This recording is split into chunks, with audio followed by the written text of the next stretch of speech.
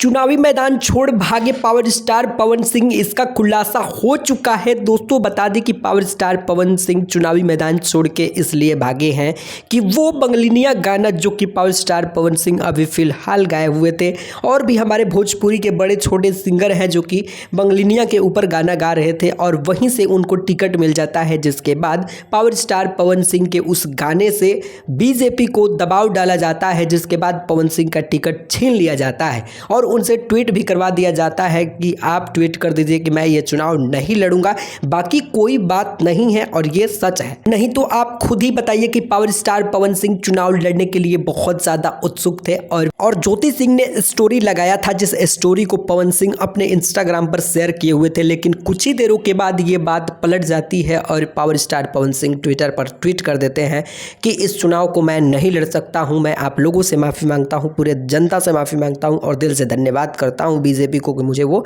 Ticket the.